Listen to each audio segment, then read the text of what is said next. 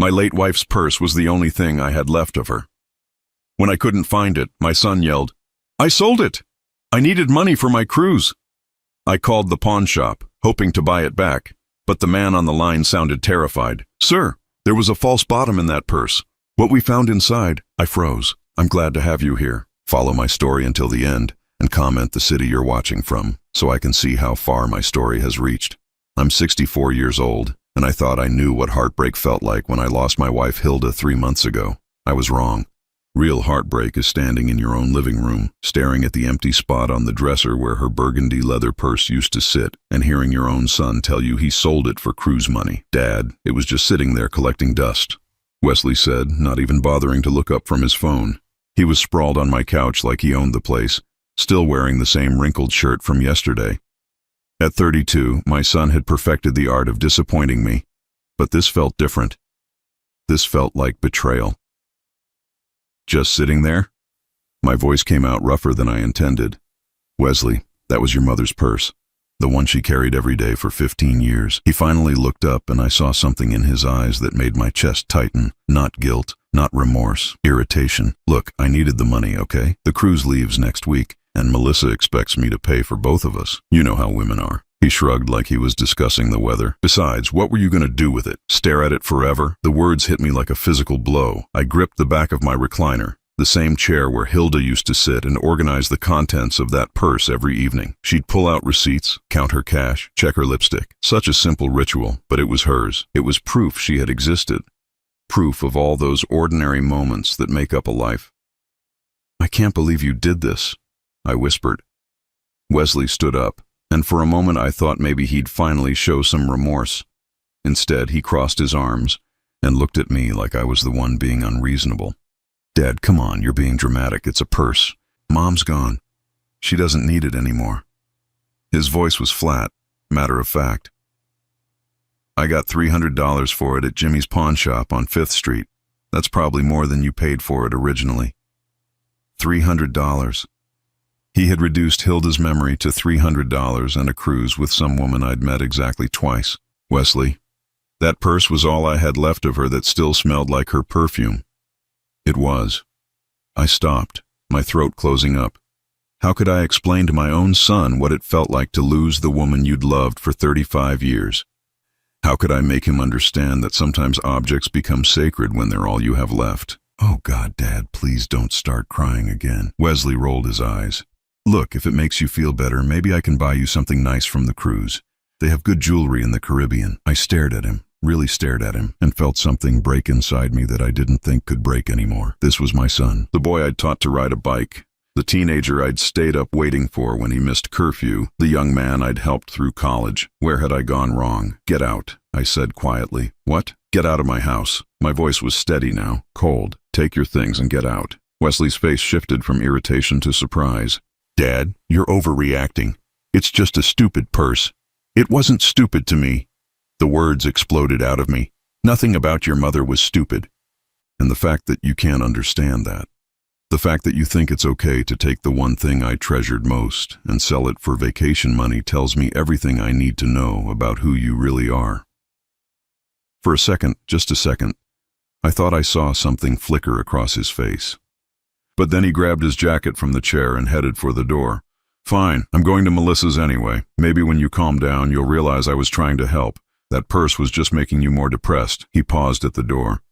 "And for the record, Dad, Mom would want me to be happy. She'd understand why I needed the money." The door slammed shut, and I was alone with the silence and the empty space where Hilda's purse used to be. I walked over to the dresser and ran my fingers over the spot where it had sat.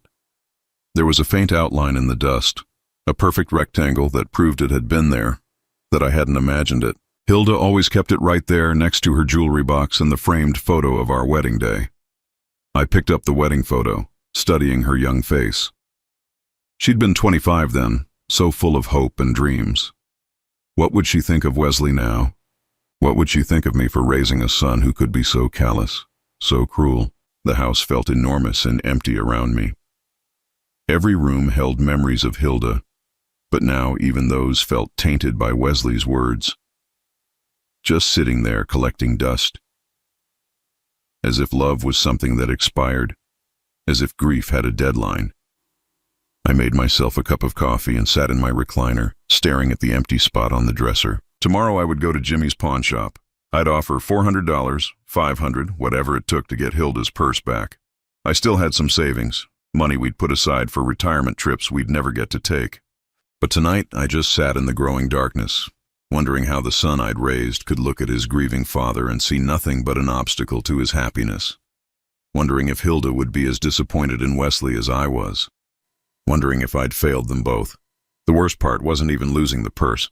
The worst part was realizing that my son, the last family I had left, didn't understand what love looked like, and maybe, just maybe, he never would. I didn't sleep that night. Every time I closed my eyes, I saw Wesley's face when he shrugged and called his mother's purse, just sitting there collecting dust. By 6 in the morning, I was dressed and waiting for Jimmy's pawn shop to open, $500 cash in my pocket and determination in my chest.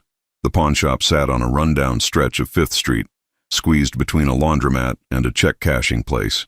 I'd driven past it 1,000 times, but never imagined I'd be walking through that door, especially not to buy back my dead wife's belongings from my own son. A bell chimed as I pushed open the glass door. The smell hit me immediately, a mixture of old leather, dust, and something chemical I couldn't identify. Glass cases lined the walls, filled with jewelry, watches, and electronic gadgets that other desperate people had traded for quick cash. "Help you with something?" The voice came from behind the counter. The man was maybe 50, with graying hair and tired eyes that had probably seen every kind of human desperation imaginable. "My son sold you a burgundy leather purse yesterday," I said, trying to keep my voice steady. "I'd like to buy it back." His expression changed immediately. He glanced toward the back room, then back at me, and I caught something in his eyes that made my stomach clench. Nervousness, maybe even fear. "You said a burgundy purse? Yesterday?" He was stalling, his fingers drumming against the counter. "What's your son's name?" "Wesley Garrett. He said he got $300 for it." The man, Jimmy, I assumed, swallowed hard and looked at me like I was the bearer of terrible news. "Mr. Garrett, look, we need to talk. Can you step back here for a minute?" He led me behind the counter into a small office that smelled like stale coffee and cigarettes. The purse sat on his desk, and seeing it again made my chest tight with relief and grief all at once. It looked exactly the same, the rich burgundy leather Hilda had loved, the gold clasp she'd polished every few weeks, the worn spot on the handle where her fingers had rested for all those years. "There she is," I said quietly, reaching toward it. "Wait," Jimmy's voice was sharp. "Mr. Garrett, I have to tell you something. When your son brought this in, I thought it was just a regular vintage purse. Nice leather, good craftsmanship, worth maybe $200, $250 tops.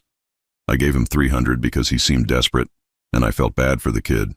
I frowned. "Okay, so what's the problem? I'll pay you $400 for it right now." Jimmy ran his hand through his hair and looked at me with something that might have been pity.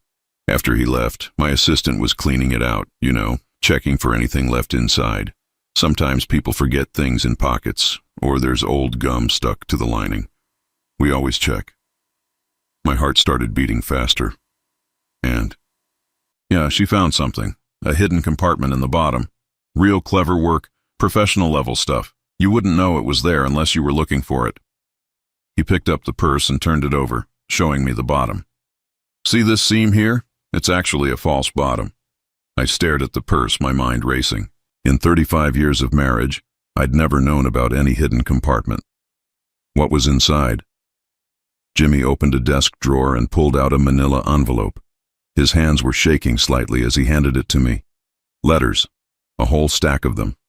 "And Mr. Garrett, I think you need to sit down." The room suddenly felt too small, too hot. I sank into the chair across from his desk, the envelope heavy in my hands. Letters from who? They're love letters. "To your wife." Jimmy's voice was barely above a whisper. "From someone named David Richardson. And sir, they're dated during your marriage. Recent ones too. The newest one is from just 6 months ago." The envelope slipped from my fingers and hit the floor. Letters scattered across the worn carpet. White envelopes with Hilda's name written in handwriting I didn't recognize. My vision blurred at the edges. "That's impossible," I heard myself say. "Hilda wouldn't. We were happy. We were married for 35 years.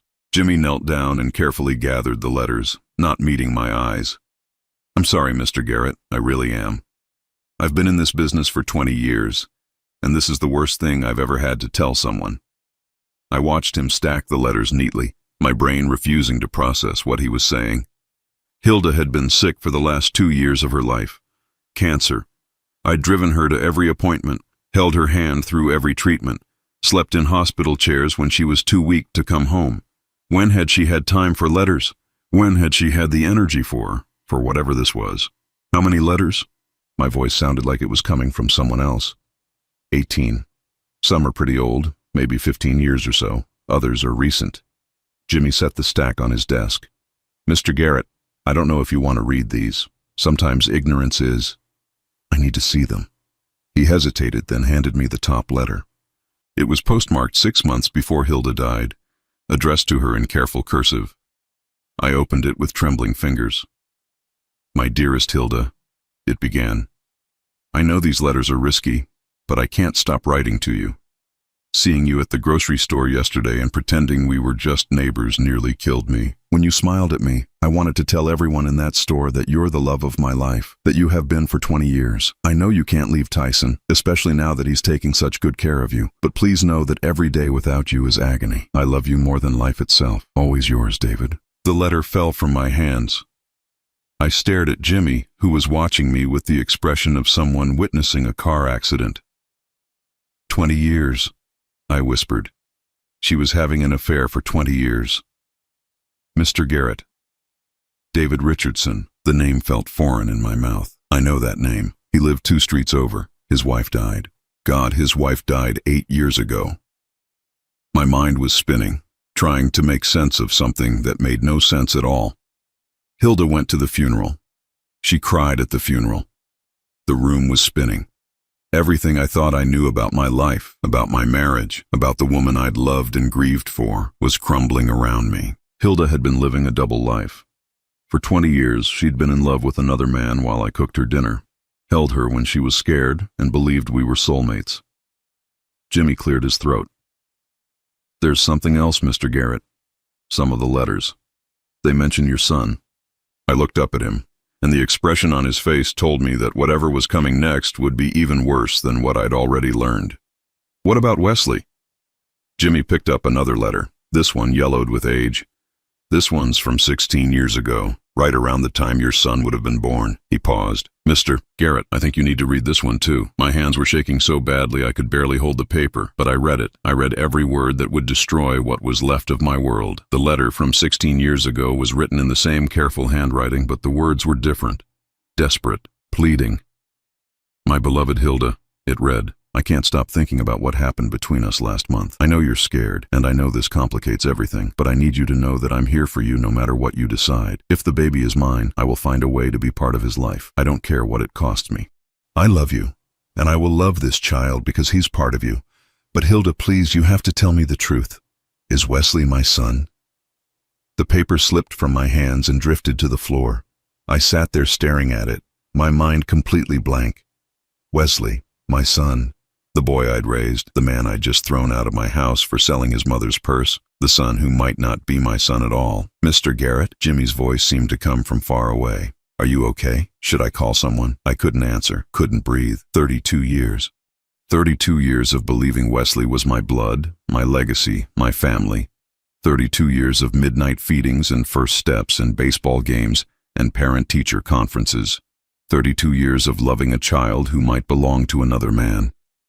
"There's more," Jimmy said quietly. "I'm sorry, but there's more." He handed me another letter, this one from just 2 years ago. My hands were shaking so badly I could barely unfold it.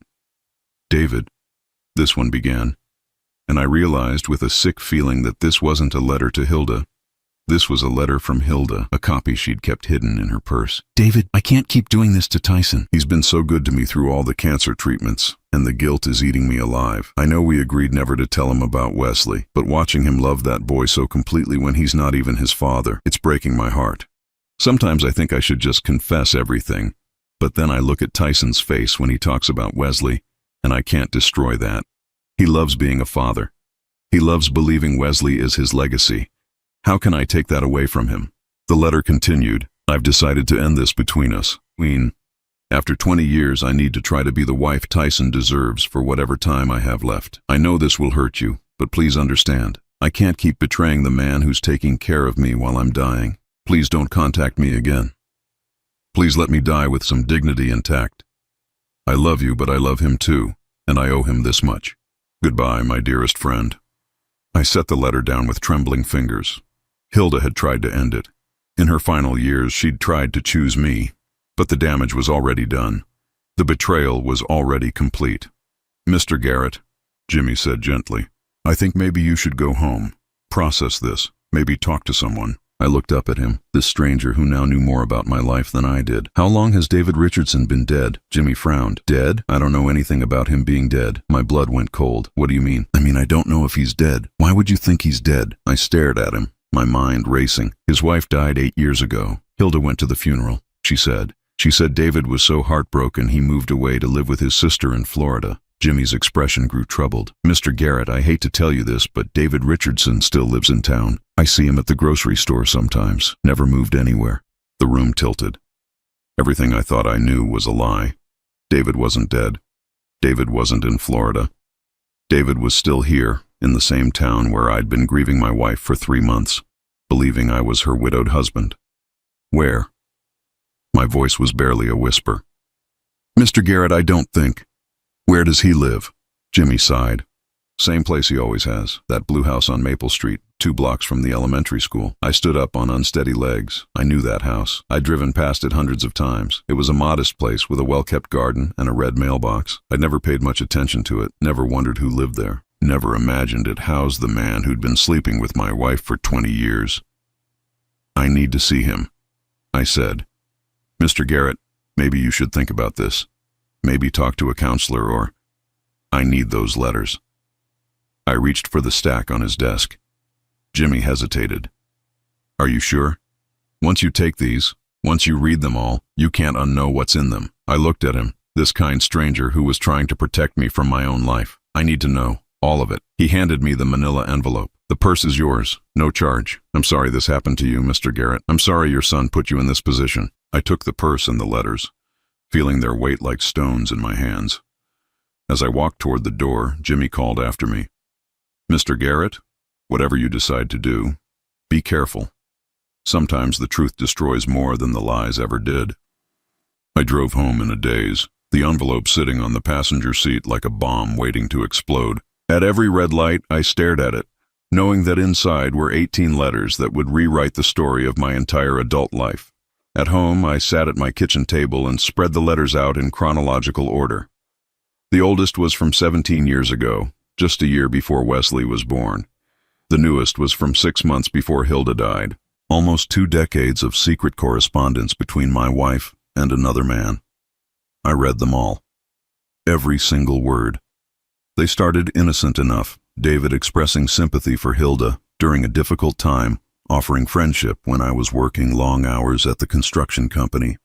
But they quickly became more intimate. By the 3rd letter, David was telling Hilda he was falling in love with her. By the 5th, she was telling him she felt the same. The letter from 15 years ago made me physically ill. David describing their first night together, how natural it felt, how they both knew they were meant to be together. Hilda responding that she'd never felt more alive, more loved, more herself than when she was with him.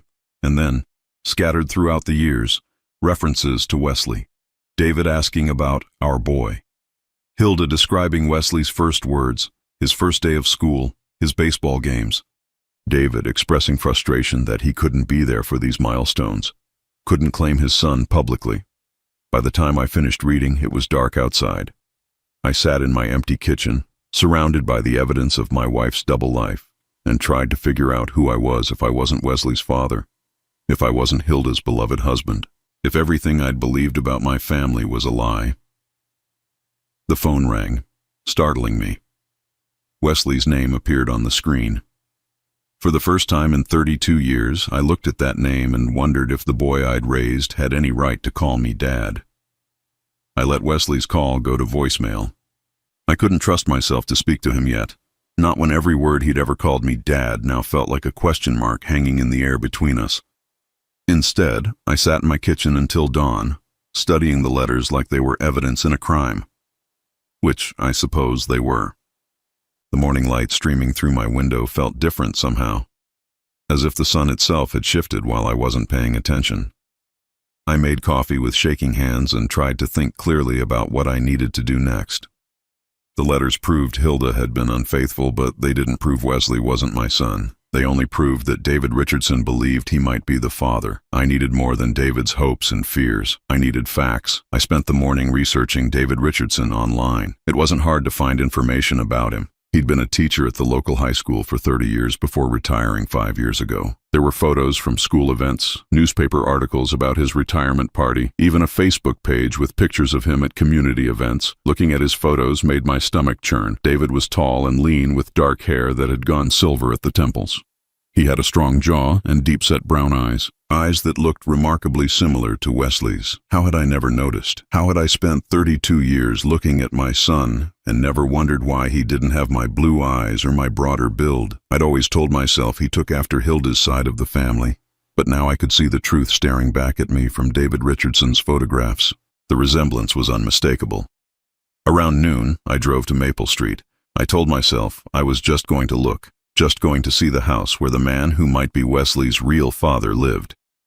But as I parked across the street from the modest blue house with its neat garden and red mailbox, I knew I was lying to myself. I was there because I needed to see him in person. I needed to look David Richardson in the eye and know, once and for all, if my son belonged to him. I didn't have to wait long.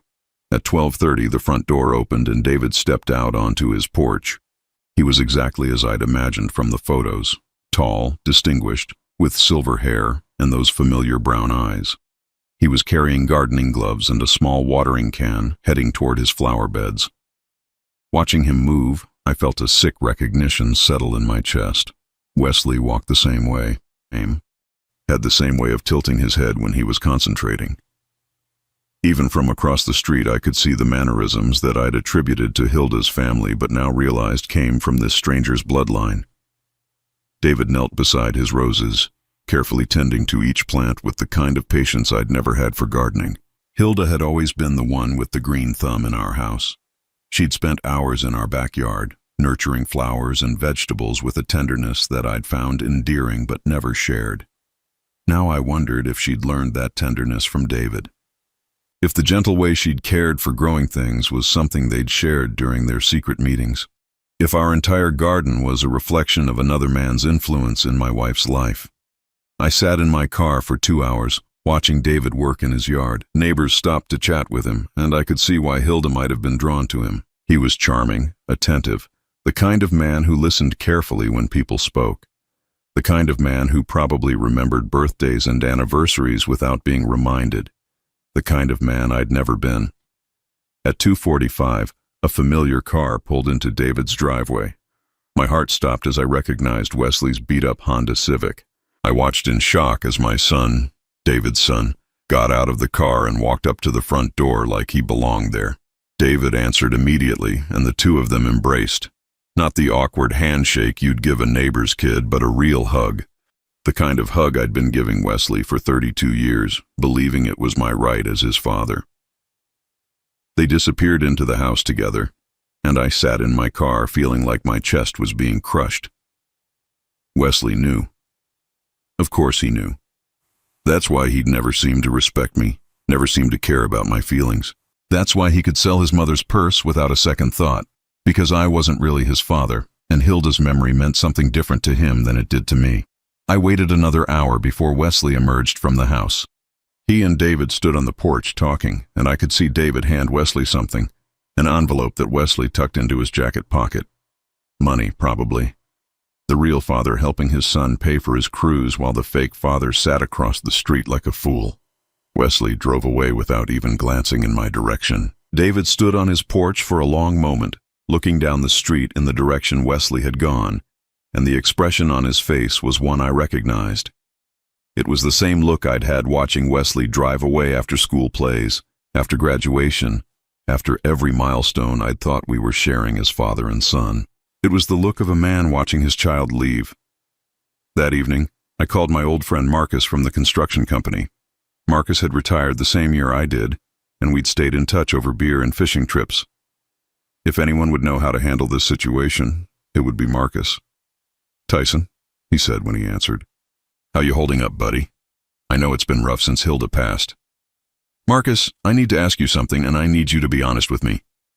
There was a pause. "Okay, shoot." "Did you ever suspect anything about Hilda? About her being unfaithful?" Another long pause. "Tyson, why are you asking me this? Just answer me, please." Marcus sighed heavily. "There were rumors, man. Years ago. People talked about seeing her with David Richardson sometimes. But you seemed happy, and I figured it was just small-town gossip. You never told me. What was I supposed to say? Hey, Tyson, some people think your wife might be cheating on you? Based on what? Seeing them talk at the grocery store? I didn't have proof of anything. I closed my eyes. Even my friends had known. Everyone had known except me. Marcus, I need to ask you about Wesley, about when he was born. Do you remember anything unusual about that time? Unusual how? The timing, the way Hilda acted, anything. Marcus was quiet for so long I thought he'd hung up. Finally he spoke, his voice careful and sad. Tyson, Wesley was born 8 months after your wedding anniversary. I remember because Sarah and I were trying to figure out what to get you guys for your anniversary that year, and then Hilda went into labor early. We all assumed he was premature, but what? But he was a pretty big baby for being premature. 9 pounds, 3 ounces. Most preemies don't weigh that much. I felt the last piece of my world crumble. Wesley had been born a full-term baby, which meant Hilda had gotten pregnant a month before our anniversary. A month when I'd been working overtime on a big construction project, coming home exhausted every night. A month when she'd had plenty of opportunity to be with David Richardson. Marcus, I said, my voice barely above a whisper, I think Wesley might not be my son. The silence on the other end of the line stretched so long I could hear Marcus breathing. Oh, Tyson, he finally said. Oh, buddy, I'm so sorry. I didn't sleep for 3 days. I kept thinking about Wesley hugging David Richardson on that porch, about the envelope David had handed him, about 32 years of loving a child who had never been mine. By Thursday morning, I knew I couldn't live with the uncertainty anymore. I had to know the truth, even if it destroyed what was left of my family. Wesley had been calling every day since our fight, leaving voicemails that ranged from annoyed to apologetic. Dad, come on. You're being ridiculous about this purse thing. Dad, I'm sorry if I hurt your feelings, but you're overreacting. Dad, Melissa thinks you're having some kind of breakdown. I finally called him back Thursday afternoon. Dad, thank God, he said when he answered. I was starting to worry about you. Look, I'm sorry about the purse, okay? If it means that much to you, I'll find a way to get it back. I already got it back, I said quietly. Oh, good. See? Problem solved. So can we move past this now? I leave for the cruise tomorrow, and I don't want us fighting when I go. Wesley, I need you to come over. We need to talk. Can't it wait until I get back? I've got a million things to do before tomorrow. No, it can't wait. Something in my voice must have gotten through to him because he was quiet for a moment. Okay, I'll be there in an hour. I spent that hour sitting at my kitchen table with Hilda's purse in front of me and the manila envelope of letters beside it. I'd read through them so many times I had some passages memorized. The words were burned into my brain like brands.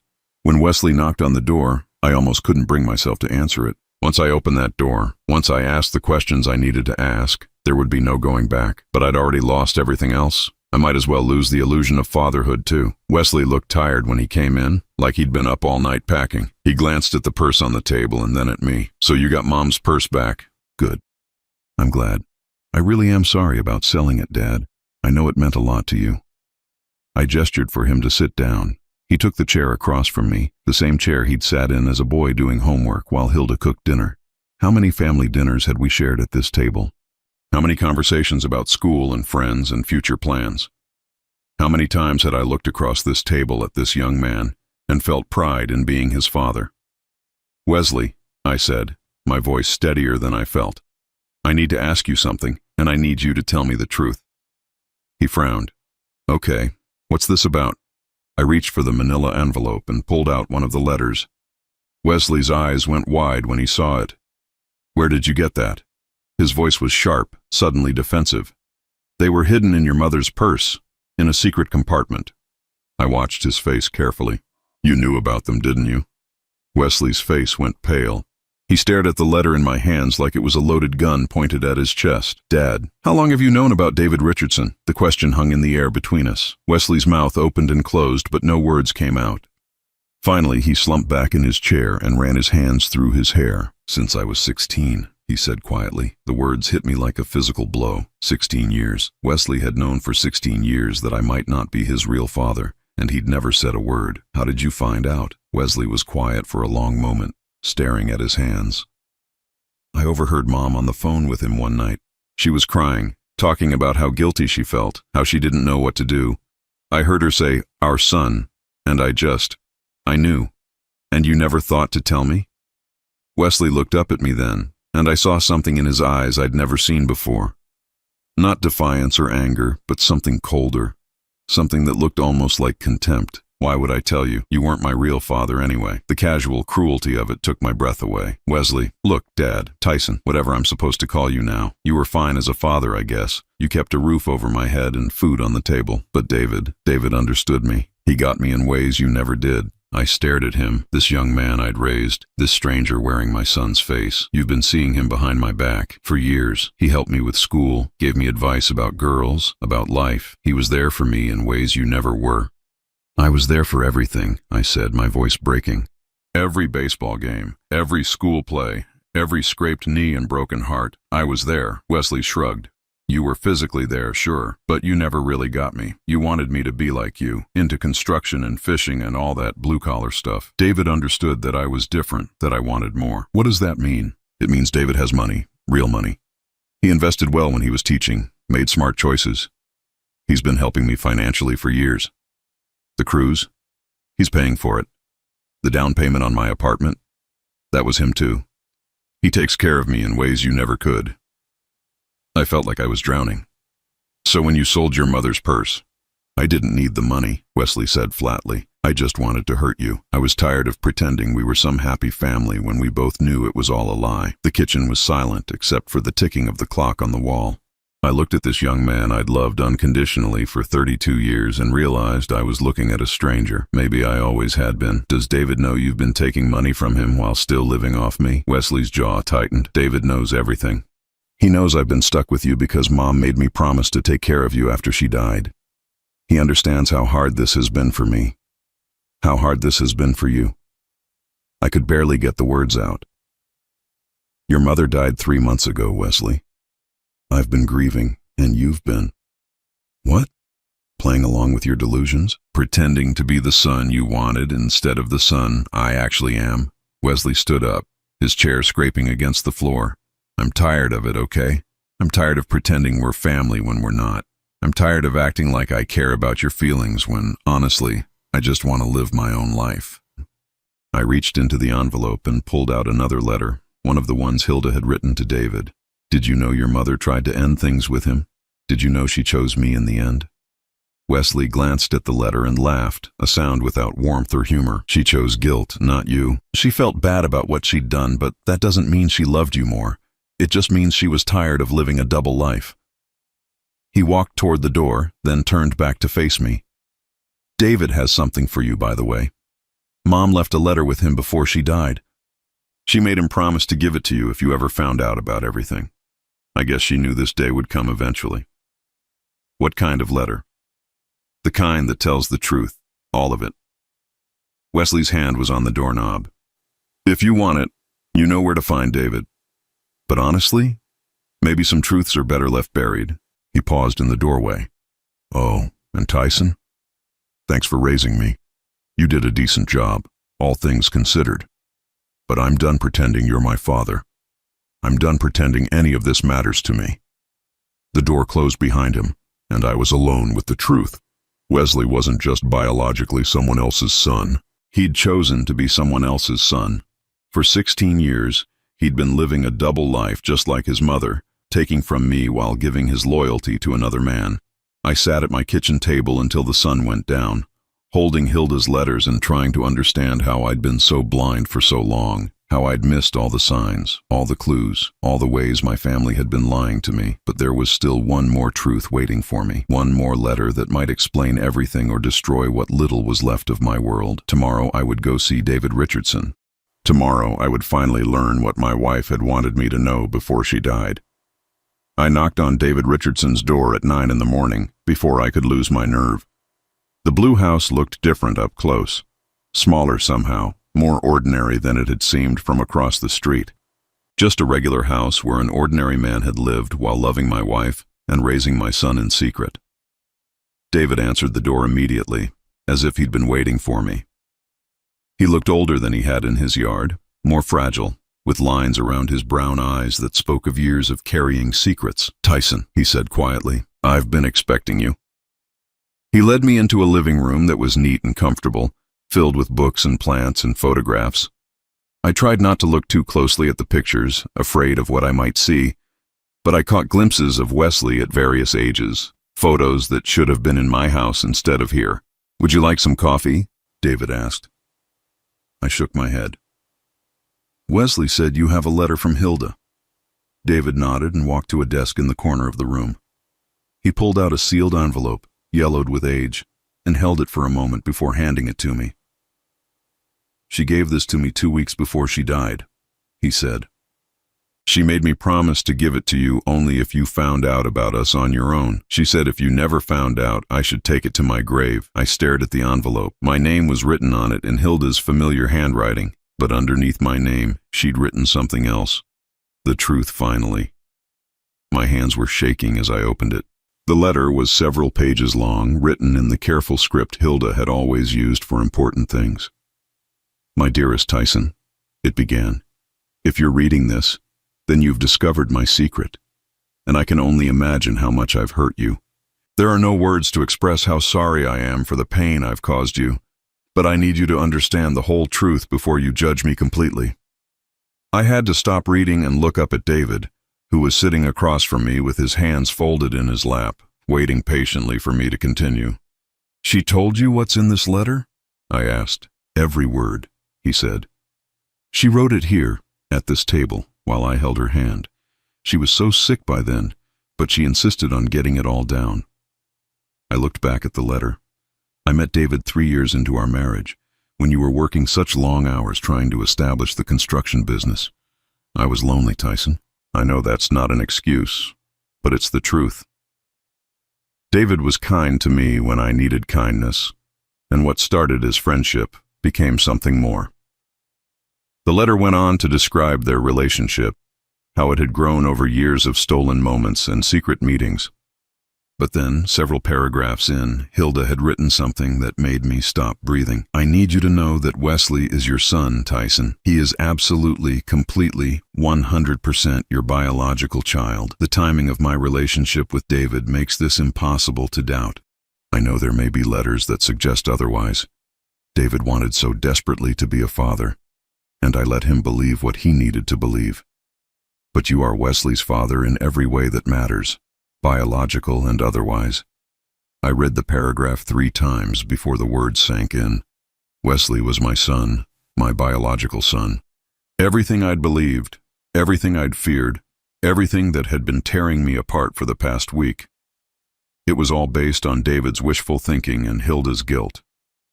"She lied to you," I said to David, my voice barely above a whisper. David nodded, tears in his eyes. "I know. I've always known, deep down. The timing never quite worked out the way I wanted it to.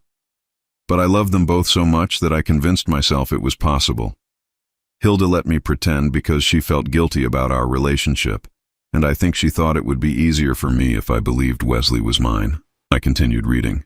"David has been a good friend to our family, Tyson, and Wesley has benefited from having another man in his life who cares about him. But make no mistake, you are his father. You raised him. You shaped him. You loved him unconditionally. David may have given him money and advice, but you gave him everything else." The letter went on. "I know you must be wondering why I never ended things with David sooner, and the truth is that I tried many times over the years. But he was going through his own struggles, his wife's long illness, his loneliness after she died, and I felt responsible for his happiness. I know that's not fair to you, but I couldn't seem to break away completely until I got sick myself. Near the end of the letter, Hilda had written, "I am dying, Tyson, and I need you to know that despite everything I've done wrong, you have been the love of my life. David was my escape, my secret garden, but you have been my home. You have been my safe harbor, my constant, my truest friend. I know I don't deserve your forgiveness, but I hope someday you can understand that loving him never meant I loved you less." The final paragraph broke my heart. Wesley doesn't know the truth about his paternity. He suspects David might be his father, and I've never corrected that assumption because I thought it might be easier for him to have David as a backup plan in case something happened to you. But Tyson, he is yours. He is your legacy, your blood, your son. Don't let my mistakes take that away from you. Don't let my selfishness destroy the relationship you've built with the boy who needs you more than he knows. I set the letter down and looked at David, who was crying quietly into his hands. "She loved you both," I said, and I was surprised to find that I meant it. "But she chose me in the end." David nodded. "She did, and she was right too. You were the better man, Tyson. You were always the better man." "But Wesley believes you're his father." "I know, and I've let him believe it because I wanted it to be true so badly. I've been giving him money, treating him like my son, because it was the closest I could come to having the family I always wanted." I thought about Wesley's coldness toward me, his casual cruelty, his assumption that I meant nothing to him. "He's been taking money from both of us." "Yes, and I'm ashamed to say I encouraged it. I wanted him to need me more than he needed you." David wiped his eyes. "I've been a selfish old fool, Tyson. I've been living a fantasy and letting it hurt your relationship with your son." I stood up, suddenly feeling lighter than I had in weeks. Wesley was my son. Whatever else was true, whatever else had been lies and secrets and betrayals, that fundamental fact remained unchanged. I was his father, and nothing could take that away from me. "What happens now?" David asked. I looked at him, this broken man who had loved my wife and stolen my son's loyalty through deception and money. I should have felt anger, should have wanted revenge. Instead, I felt something closer to pity. "Now you tell Wesley the truth," I said. "You tell him his mother's final letter explains everything and that he's been wrong about his paternity. You tell him that if he wants a relationship with his real father, he's going to have to stop taking money from the man who isn't." David nodded. "And if he doesn't want a relationship with you?" I thought about that for a moment. Wesley had shown me who he really was over the past week. He was selfish, cruel, willing to hurt people for money and status. Maybe that was partly my fault as a parent, or maybe that was just who he'd chosen to become. "Then I'll know I did my best," I said, "and I'll move on with my life." I walked toward the door, then turned back. "David, stop giving him money. Stop letting him believe you're his father. Stop encouraging him to disrespect me. If you really care about Wesley, help him become a better man instead of enabling him to be a worse one." David nodded. "I will. I promise." 3 months later, I was sitting on a beach in Florida, watching the sunset and sipping a beer. I'd sold the house, too many memories, too many ghosts, and bought a small condo near the ocean. I'd always wanted to live by the water, but Hilda had preferred the mountains. Now I could choose for myself. Wesley had called once after David told him the truth. He'd been angry, confused, hurt by the revelation that his real father was the man he'd been treating so poorly. He'd asked if we could start over. Build a real relationship based on honesty instead of lies. I'd thought about it for a long time before answering. "Maybe someday," I'd told him. "But first, you need to figure out who you want to be. The kind of man who sells his mother's memory for cruise money, or the kind of man who honors the people who love him." He hadn't called since then, and that was okay. I'd done my job as his father. I'd raised him, provided for him, loved him unconditionally for 32 years. If he chose to throw that away for money and status, that was his decision to live with. I'd learned something important in the aftermath of discovering Hilda's secret life. Love doesn't require perfection, and forgiveness doesn't require forgetting. Hilda had betrayed me, but she'd also loved me. Wesley had disappointed me, but he was still my son. David had deceived me, but he'd also suffered his own losses and loneliness. The truth had set me free, but not in the way I'd expected. It hadn't destroyed my family. It had revealed that my family had been an illusion for years, and that revelation, painful as it was, had given me permission to build something real for myself. I raised my beer to the setting sun and made a toast to Hilda, to the woman I'd loved and the woman I'd never really known. Then I made a toast to myself, to the man I'd been and the man I was becoming. For the first time in my 64 years, I was living for myself alone, and it felt like freedom.